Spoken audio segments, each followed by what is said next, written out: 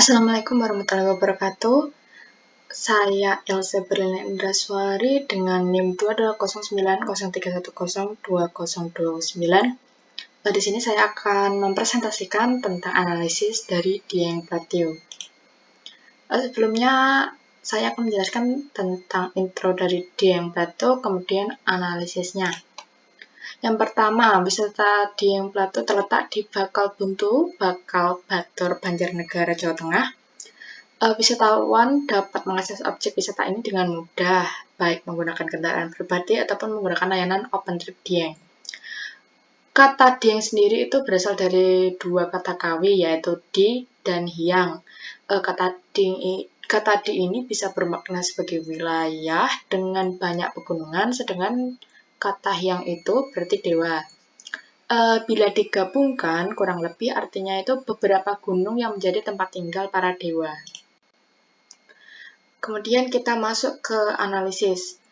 Dari jumlah pengunjung sendiri pada tahun 2022, menurut data Dinas Pariwisata dan Kebudayaan Banjarnegara, tercatat jumlah kunjungan wisatawan selama 2022 mencapai 1.025.930 wisatawan domestik.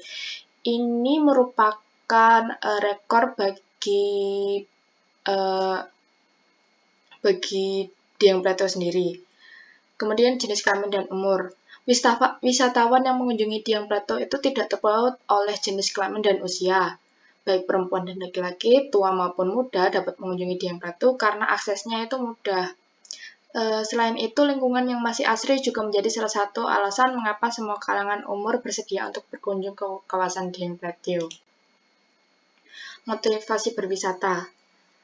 Wisatawan yang berkunjung ke wisata Dieng Platio itu biasanya ingin menikmati keasrian seperti yang sudah saya jelaskan di poin sebelumnya, yang ditawarkan oleh Dieng Platio karena masih ditambah dengan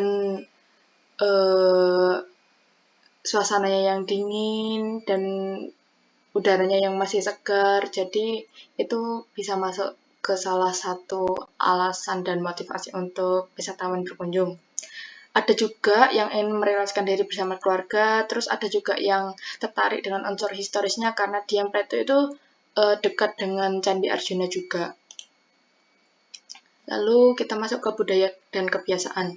Penduduk dataran tinggi Dieng itu tentunya punya budaya dan kebiasaan khas daerahnya ya, seperti pemotongan rambut gimbal.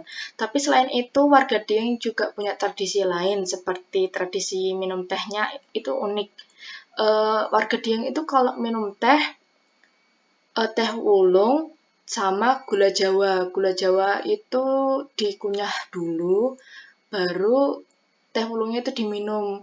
Kalau menurut warga setempat itu rasa tehnya kayak rasa coklat. Yang kedua itu karing, yaitu tradisi berkumpul warga setelah pulang dari ladang.